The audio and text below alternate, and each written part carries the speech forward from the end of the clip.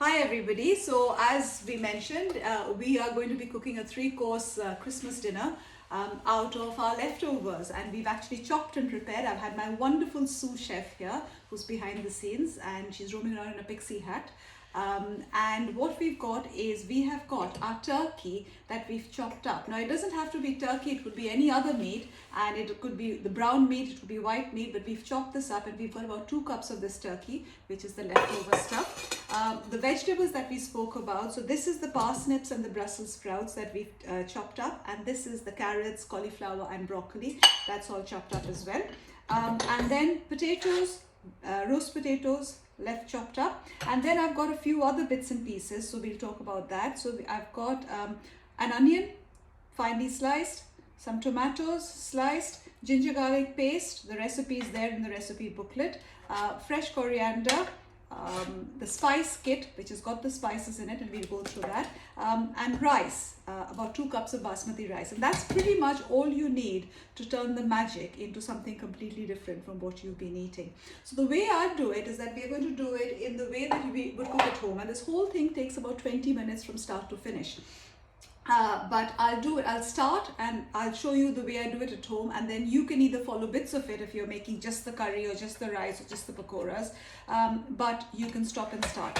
So the first thing we need to make for our pakoras is a bowl. So I've got a bowl here, and then I'm going to put the mushed up or chopped up vegetables. It doesn't matter how much you're putting, but I think recipe says about 2 cups. So to make it easier, I'm going to put 1 cup of the carrot, cauliflower and the broccoli mixture, and 1 cup of our Brussels sprouts, parsnips mixture. You can do this like the way I'm doing it, or you could use one or the other or any other vegetables like spinach, the way we traditionally do that. So that's our mixture, and then in that mixture what we are going to do is we've got this in our spice kit, we've got our our onion bhaji mix all done, and this is gluten free. It's got gram flour in it, it's got rice flour in it, and it's got some wonderful spices. So it's all ready, so you can put that in. And this is pretty much eyeballing it, so I wouldn't put the whole lot to start with. I would put about half to see where we are at, and then we'll decide whether we need any more. I'm going to put a teeny bit of chopped fresh coriander. You don't have to, and if you want to put green chilies, you put some green chilies into it. So once you've put that in, this is quite moist. I'm going to first mix it up, and you're going to say that that's not really going to come together, but and we might need a little bit of water, but first let's just put this in and see how it is, because the thing about making pakoras is that if you put too much of the binding agent, it turns out to be very stodgy, and there's nothing as bad in the world as stodgy pakoras. So put that in, mix that up, and then I'm going to add a little bit of water, about 1 tablespoon of water into this. And again, this is, as I keep on saying, this is wonderful Indian word called andaz, which is eyeballing it. So if somebody says how many spoons are you putting, you pretty much got to use your andaz and estimation, and mix that up. And then you can see that this is the moisture from this, it's all just brought it together, and it smells lovely because the spices are in that. I will now use my hands a bit and just mush it up. Because the parsnips act as a binding agent, the cauliflowers are there, the broccoli is there. You should be able to have the individual bits in, but not complete. So it mustn't be a complete mush, but it's sort of chunky is the way I'd say it. And then, as you can see, this is all come together. It's a mushy thing, and then if I use my hands like that and turn it, it will actually stay as a kind of a ball in there. And now what we'll do is I'm going to just leave this aside for all the liquid to get the flavors to develop, and then we will get on with the rice and the curry. So that's done, that's our first step, and that I keep that aside till we are ready to fry that, and we'll get on with the rice. So I'll put that in here. I'm going to wash my hands, and then we'll start with the rice. Okay, so I washed my hands, and now we're going to start with the rice. Our pakora is waiting, so we're going to start with the rice. And I've got a pan in there. I've got a pan. You need a heavy bottom pan with a tight lid on it. And in your kit, you've got ghee. If you're vegan, you can use vegetable oil. We've got obviously the MK ghee that we do, which is made from clarified butter. Ghee is really good for Indian cooking because it's got a very high very high melting point, and it doesn't turn into saturated fat. You'll have a little bottle of ghee, jar of ghee in your kit. So what we do now is I've heated the pan, and I'm going to put about 2 heaped teaspoons of ghee in there. Now again, for rice, depends how many you're going to cook for. I've got rice over here, and I'm going to be using about 2 cups of, well, not 2 cups, I'm going to be using 2 bowls, so that's less than 2 cups of rice, and this should actually do very well for 3 people. But you can use a lot more rice. It doesn't matter how much rice you're using. The main thing with rice is, of course, your proportions. So what you would need to do is, whatever you're measuring the rice with, measure the water with this. I'm using these cups or these little bowls, so I will measure the water with that. So I've got my rice, oil's heating, and then the magic rice is what everybody wanted for Christmas. So I've put that on, and what I'm going to put in there is a half teaspoon of sugar, just plain sugar. So here's the sugar. If anybody's made creme brulee before, here's the sugar, and literally a teeny tiny teaspoon of sugar. I'm going to put that in, and then I'll show you what it looks like. So if anybody's made creme brulee, that's what you need to do. You need to wait for the sugar to brown in there. And what this does, this gives you a wonderful color to your rice, and it gives you that slight sweetness without making it sweet. You can omit the sugar, no problem at all. So once that's happening, in our kit, we've got the rice spices in there, and these are these wonderful aromatic garam masala, or the whole spices. That you don't need the whole lot for what I'm doing, but if you're cooking for 4 people, you could use that. So you've got a dried bay leaf, you've got cassia bark or cinnamon, you've got wonderful aromatic black cardamom. As I've said before, for Indian cooking, for savory food, we usually use black cardamom because it's got that smoky and it's quite mild. And then you've got cloves in there. Yeah. So my thing is caramelized a teeny tiny bit. And then what I'll do is, we'll wait for that, and then I'll just put my whole spices in there. I'm going to put 1, I'm going to put 2 of that, and then we wait for that to splutter. Be a bit careful, because if your oil's really hot, these things have a tendency to fly all over, so it's like a little bomb that goes off. I'm going to use a cloth and show you what's happening in the pan. So there you can see it's all melting, and the sugar is melted and it's begun to turn brown, and your rices and the spices are now spluttering. So I'm just going to cover that up just to be safe, so that I don't get hit by an exploding cardamom. And then I've got rice here, and as I said, I'm going to use this bowl, and I'm going to use 2 bowls of rice out of that, and that is actually going to be enough for 3 people in there, because rice is, and this is basmati rice. You can use any other rice. If you've got leftover rice, you could just do the spices and then just put it in the rice and mix it up without cooking it. But this is rice. Now in your recipe book that you've got, it tells you to soak the rice, and in which case you use 1.5 times water. I'm not bothering to soak the rice. I'm putting the rice as it is, but in which case I'll double the amount of water. So if you soak the rice, 1.5 times the amount of water. If you've not soaked it, then the full amount. Okay, so that's 1 cup of rice that goes in. It's a bit like making risotto.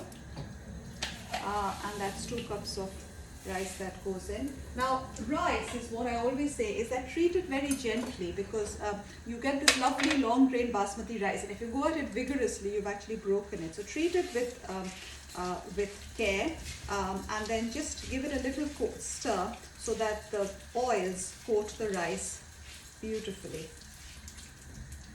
So again, I'll show this to you. There you go.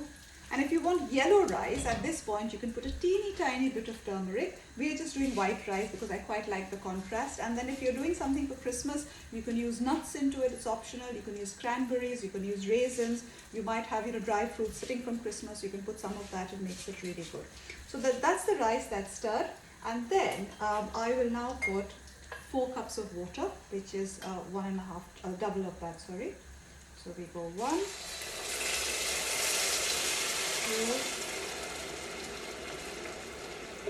3,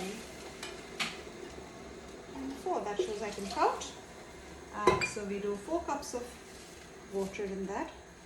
Give it a nice lovely mix, And then all we do is we wait for it to come to a boil. And for those of you who've come to a cooking class, we know we talk about this all important bubble. So you wait for the first bubble to come up, and this has actually come out on this. And then we've got the lid on. I'll put the lid back on, put the hob on to quite low. And then for the amount of rice I've got, it'll take about 15 minutes. So I'll put that on that. I've got my wonderful elf, my sous chef, and she's going to put a timer on for 15 minutes, and that's going to be our rice done. So in the 15 minutes that the rice is being done, we will start now making the curry. And for the curry, we've got our turkey. So rice ready. Another pot. So I'm going to put that pot on and put it on here. And again, this is really simple. Now, you can, as I said, you can use turkey, you can use any other meat, you can use lamb, pork, whatever you've got. Paneer, it's really, really quick, and it's up to you. It's in your control whether you want to make it something with a lot of gravy or sauce, or whether you want to make it dry. So the oil goes in there first, and again, if you don't want to use ghee, there should be enough ghee left in your little pot. You can use sunflower oil. I'm just putting ghee because I quite like the taste of ghee. And again, not very much, because again, turkey and all of that, you know, it's cooked. So you've got to do this really cook on high heat. You don't want to wait, you know, for hours and, you know, make your thing very rubbery. So that's the ghee coming on. And then what we do, the best way, as we say, is that I've got chopped onions here. Yeah, and I've got 1 cup of chopped onions. I'll bring the turkey out so you can see the turkey here, which my sous chef is beautifully chopped.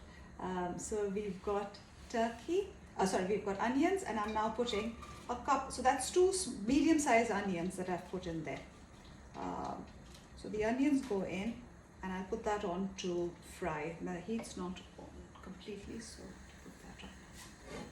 So while that's happening, the secret, as I keep on saying always with Indian cooking, is that fry your onions well and fry your spices well. There's nothing as terrible as not having properly fried spices in there, because it tastes raw, it gets stuck at the back of your throat, and curry's got to be, you know, properly fried up. So don't burn your spices. But so this will take a few minutes, and while that's happening, I will tell you what the other ingredients are. So while that's frying, I've got ginger garlic paste. You can use something out of a jar, there's no problem with it. We make ours, so all we've done is there's about 6-7 cloves of garlic in there. Yes, 6-7. I know people keep on balking, but believe you me, it's not too much. And 1-inch piece of ginger that we put into it, and all we've done is just blended it, and you've got your ginger garlic paste in there. I've got 2 tomatoes in here chopped, and again, you can use canned tomatoes, whatever is easier. So onions being fried here, and then once the onions are fried, I'll just show it to you. Onions are fried. Once the onions are fried, I've got the ginger garlic paste. So the onions need to be a little bit transparent. So wait for that.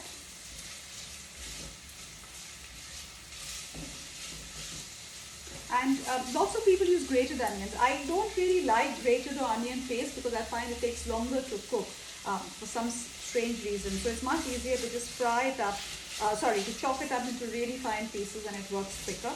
You can use grated onions as well, but as I said, with grated onions, be very careful because they take a lot longer to cook. Ginger garlic paste, I will use about 1 heaped tablespoon in there. So, and then fry that up nicely.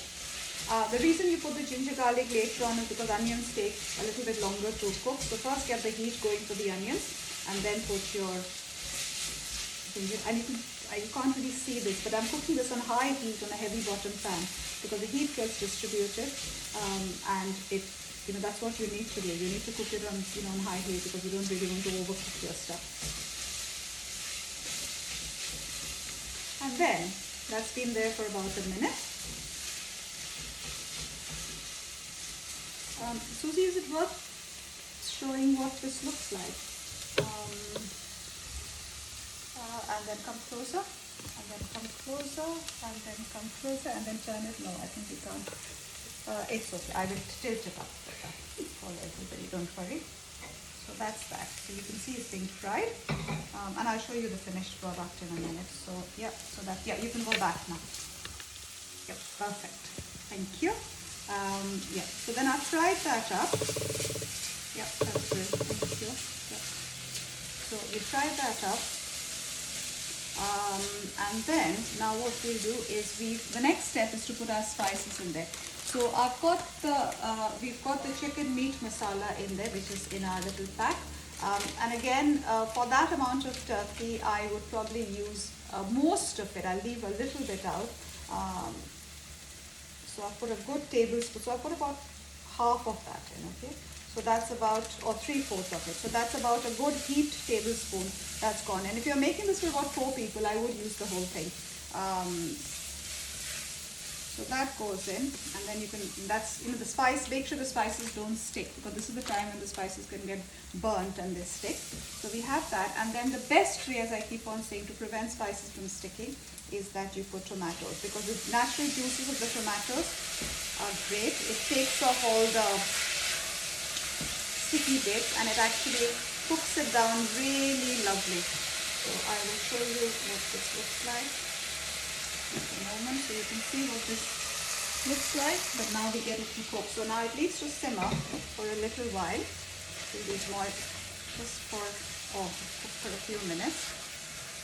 And then what we'll do is, once it's all mushed down, we're going to put the turkey.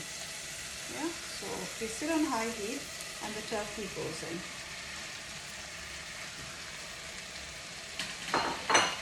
And the reason why I've made it a bit liquidy, because the turkey is quite dry at this moment. It's cooked, so you just want all the spices to coat the turkey up really nicely. And again on high heat. The turkey doesn't really need cooking. It's probably had God knows how many hours in the oven. So it's a good way to just bring all the spices in and mix that up. Now in the recipe we've got optional cashew nuts if you want to put it, if you want it a little bit nuttier. But if you don't want to put that, that's fine. We are going to put a little bit of coconut milk in that, but I'm going to actually put a little bit more spice in that, because I think this is a bit bland, especially for my audience this evening. So I do know that he likes his curry a bit hot.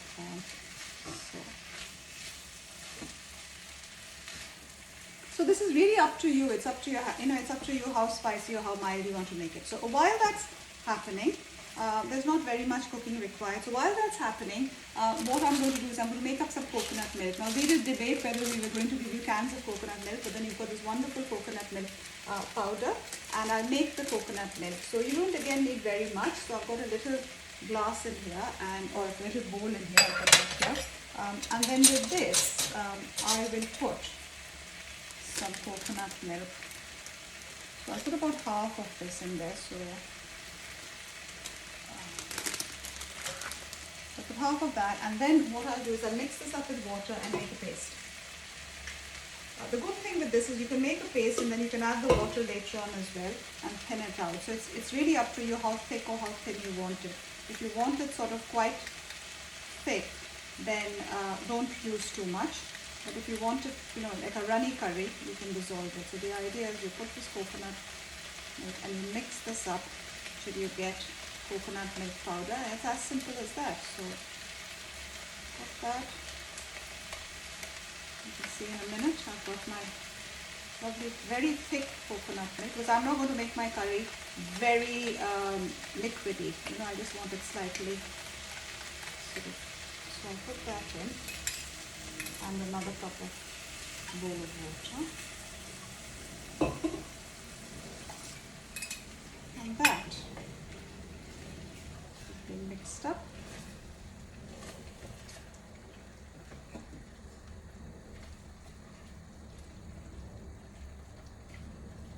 And that's our curry just been sitting out there, gently simmering till the rice is done. So what I shall do now is I'll put a lid on this on low heat. It's come to a boil. Quickly give it a taste, because obviously everything is cooked. So I'm going to give it a little taste to see what.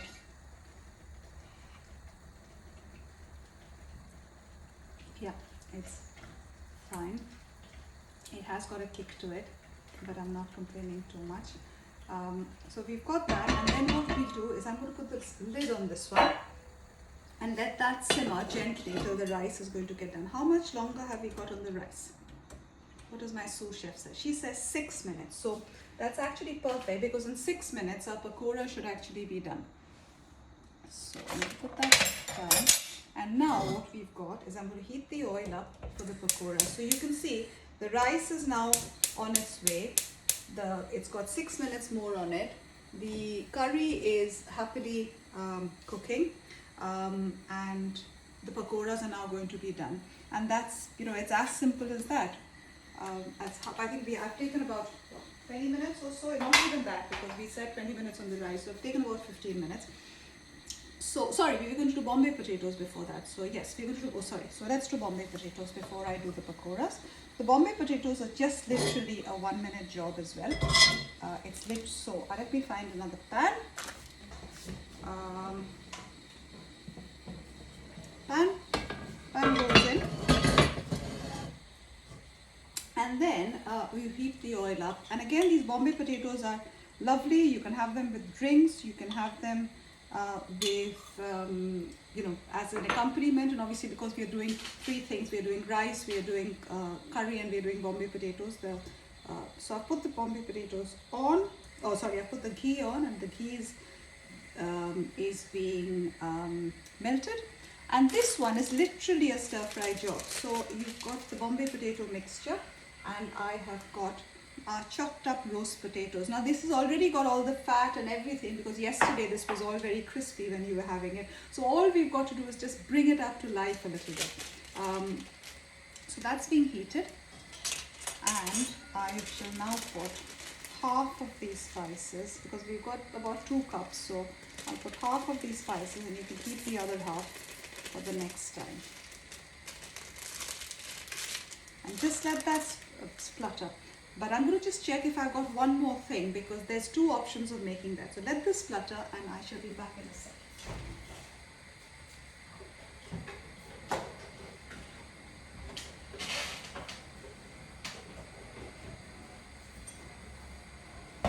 Okay, while that's spluttering, I've just bought some Greek yogurt out. Obviously, this dish is a vegan dish, but if you are vegan, you can't use Greek yogurt. But I brought that just to give you another option, and this is completely optional. So we've got these spices, which are going to splutter in a minute. And this has got whole spices. So what the spices do is that they bring everything back to life, and then when you bite into it, you get this lovely crunch. And this has got Indian 5 spice, which has got fennel, it's got mustard seeds, it's got fenugreek. We've also put curry leaves in there, we've got cumin. So you get this wonderful burst of flavor as you bite into those potatoes. So that it'll be crispy and coated with spice. So in fact, for Christmas Day, you can even do something like that. If you sprinkle some of it just on your roast potatoes, you've turned it into an alternative roast potato. So that's there. And then once the spices start spluttering, which they will do hopefully in a minute, we put the potatoes in. So all we've done is put the potatoes on. The heat is still high, and then we are just going to coat these wonderful spices on the potato and make the potatoes come back to life. And I'm just putting on the top for our pakoras, because while the potatoes are done, and you can see it's got all the spices and it's turning. Now if you want, you could put spinach into this as well. You could put some of your leftover vegetables. You don't have to put potatoes. The vegetables that we have left over, mushed up, you could put that into this as well. So it's very versatile with this little spice kit. And then you have aloo gobi or saag aloo or whatever. So this is just going to now sit here and come to life. So our rice is got a minute off, my sous chef says. So what I'm going to do is I'm going to actually just switch off the rice. Yeah, and then we leave it. So the rice is switched off. I'm going to have a look at the curry. And the curry is actually also done. but I'll give it a little mix. Yeah, curry is actually done as well. The tomatoes have come down. I'll leave that on for another minute. That happen, and the potatoes are happening here. So while the potatoes are slowly coming back to life with these wonderful spices, as you can see in this pan, the oil's heated up for the pakoras, and now I'll show you how to make these really good pakoras. Yeah, that's that. Thank you. Okay. So oils. Now the secret about pakoras is, if you've done any of our Insta sessions, you'll know that the secret about pakoras is that the oil's got to be at the right temperature. If your oil's too low, your pakora is going to be very greasy. If your oil's too high, you're going to burn the outside and not cook the inside. But obviously for these pakoras, our vegetables are already done. So they're already mushed up and they're already cooked. So there's no cooking involved. We're literally just crisping them up. So I'm waiting for that oil to come up. And then while the oil's coming up, you can test the oil a bit. So I'm going to just do a teeny bit and see. And I don't know whether you can see it, but it's coming up, but it still needs a little bit more, because once we put it, the temperature is going to. And then what I'll try and do is put it in the front so you can actually see it. Yeah, I think so. You can see it's coming up. So our oil is ready now, and I'm going to use my hands. And as I said, I'm going to try and mush this up a bit. And oops, that's not the way to do it. Just you don't want to make this very big, because if you do, you just want dinky, dainty potatoes, pakoras. So you put that in. You've already got the binding agent. The idea is you just want them to be one mouthful, so you don't want a huge amount of a big chunky bit that you're biting into. There you go.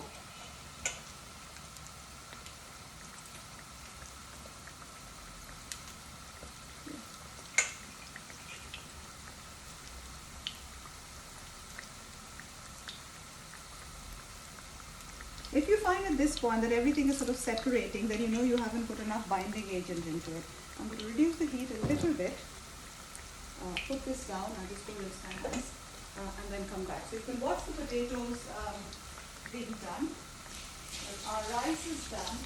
Our pakoras are being fried. So you can see in about 20 minutes, a lot less than what it took you to cook your Christmas dinner, our food is ready. Now these potatoes, as I said, they're cooked. All you're doing is you're trying to just leave this on this low heat, and you're trying to crisp them up. You could even shove this in the oven and crisp it up, but